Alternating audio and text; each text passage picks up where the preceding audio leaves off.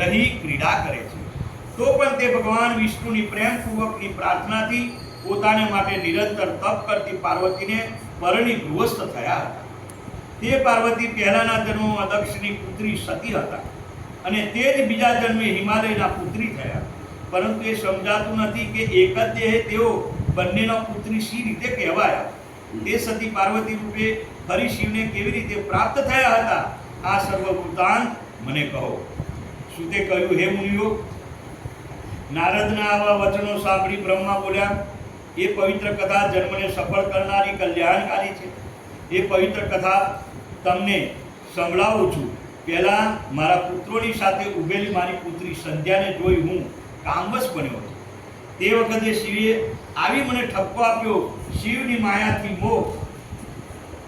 મોહ પામી તેમના પર ઈર્ષ્યા કરીને મેં તેમને મોહ પમાડવા માટે ઘણા ઉપાયો કરવા માંડ્યા, પરંતુ રુદ્રપુત્રો સહિત મારા તે સર્વ પ્રયત્નો નિષ્ફળ ગયા।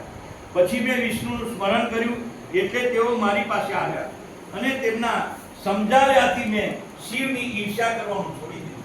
પણ અત્યંત મોહિત થયેલા મેં એ હઠ છોડી દઈ શંકરને મોહ પમાડવા માટે શક્તિ દેવીની સારી રીતે સેવા કરી પ્રસન્ન કરી। દક્ષથી તેની પત્ની અસિકની વીરણીમાં એ સતીને ઉત્પન્ન કર્યા હતા। આમ તે ઉમાદેવી દક્ષની પુત્રી થઈ ઘણું તપ કરી ભક્તિ માર્ગ દ્વારા રુદ્રની પત્ની બન્યા અને ભગવાન રુદ્ર ગૃહસ્થ બની પોતાના કૈલાસ પર્વત પર વસી ઉત્તમ લીલાઓ કરવા લાગ્યા। આ પ્રમાણે સુખરૂપ ઘણો કાળ પસાર થઈ ગયો, પરંતુ કેટલાક કાળ બાદ રુદ્રની માયાથી મોહ પામેલો, અભિમાનમાં છકી ગયેલો દક્ષ તેમની નિંદા કરવા લાગ્યો અને બાકી રહ્યું હતું તે યજ્ઞ યોજી તેમાં વિષ્ણુ તથા મને બોલાવી તેને પોતાના જમાઈ શિવ વિનાનો યજ્ઞ શરૂ કર્યો।